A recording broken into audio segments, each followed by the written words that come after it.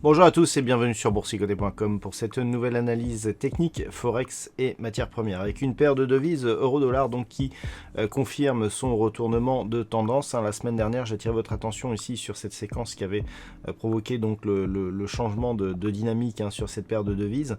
Donc on valide puisque l'on casse ici la zone 50-61,8. On s'est bien arrêté sur la zone des 61,8% pour au final franchir cette zone. D'ailleurs, on voit qu'on a quand même une progression très technique.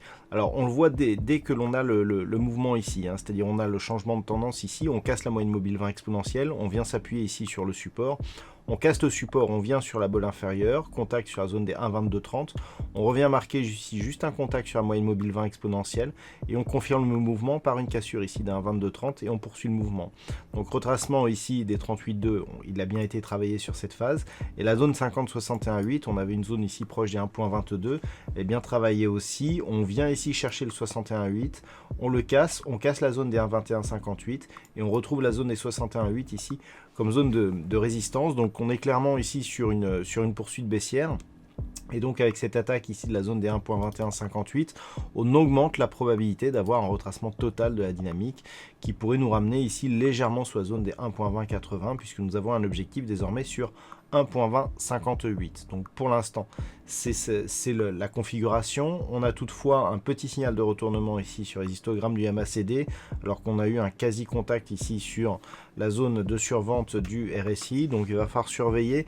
Tant que l'on reste sous la moyenne mobile 20 exponentielle, on reste dans une dynamique baissière. Objectif 1.2080, 1.2058. Par contre, si les cours s'affranchissent ici de cette moyenne mobile et repassent au-dessus des 1.2230, la stratégie et donc l'anticipation plutôt baissière de cette analyse serait totalement invalidée.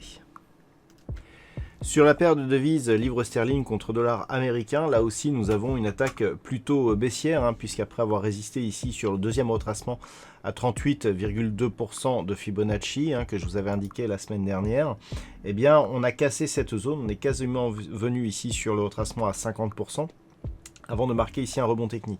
Alors un petit peu comme sur la paire de devises euro-dollar, on est vraiment ici dans une dynamique baissière.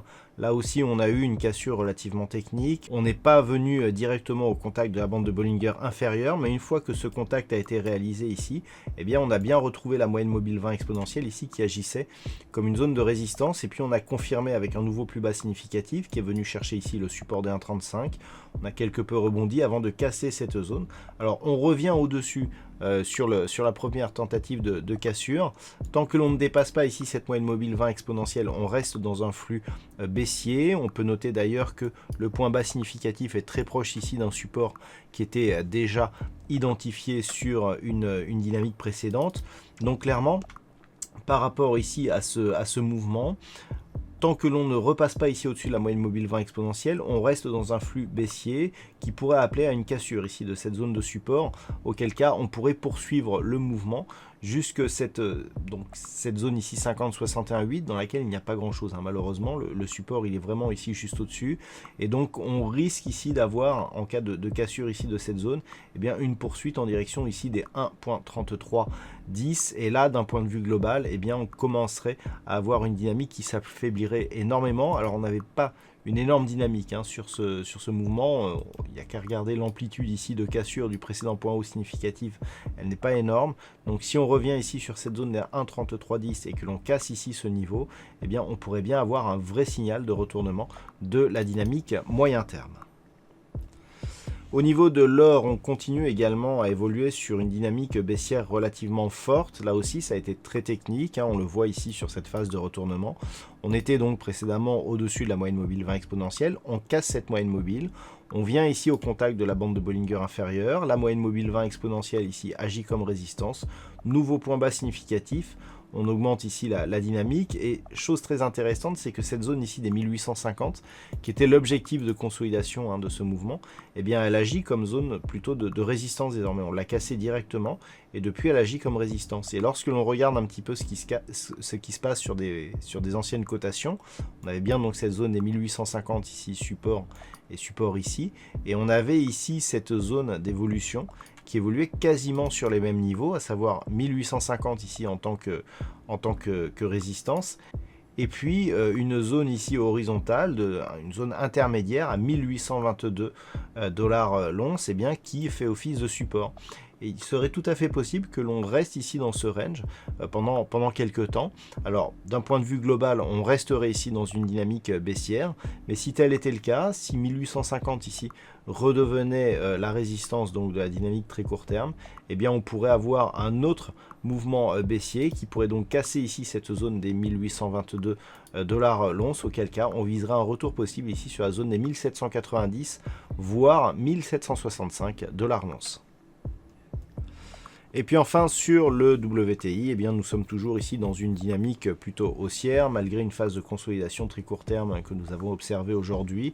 On reste largement ici au-dessus de la zone des 51 dollars le baril, avec cette petite poussée ici qui est venue chercher une zone proche des 52,70. Donc un mouvement qui reste haussier. On a eu quelques petites inquiétudes sur la croissance ce matin, donc ce qui a provoqué ici ce petit mouvement, mais on est en train de le reprendre ici. Donc clairement ici une tendance qui reste haussière. Donc je rappelle que 51 pourrait devenir prochainement la zone de support d'un range moyen terme que nous avions observé sur l'analyse de l'année dernière, que l'on peut retrouver ici. Voilà, sur cette phase, on voit bien ici que l'évolution ici moyen terme que nous avions eu juste avant la crise du Covid avait pour support cette zone ici des 51 dollars le baril. Donc l'enjeu est de voir si cette zone pourrait redevenir le support de la tendance moyen terme. Pour l'instant, en tout cas, ça semble bien parti. On a eu un contact ici sur la bande de Bollinger supérieure. On est au-dessus de la moyenne mobile 20 exponentielle. Donc clairement, on est toujours potentiellement ici dans une dynamique haussière. En tout cas, tant que les cours restent ici au-dessus de cette zone des 51 dollars le baril. Voilà donc ce que l'on peut dire sur cette analyse technique Forex et matières premières. Passez une bonne soirée et on se retrouve dès demain pour d'autres analyses techniques, toujours sur le site boursicoté.com.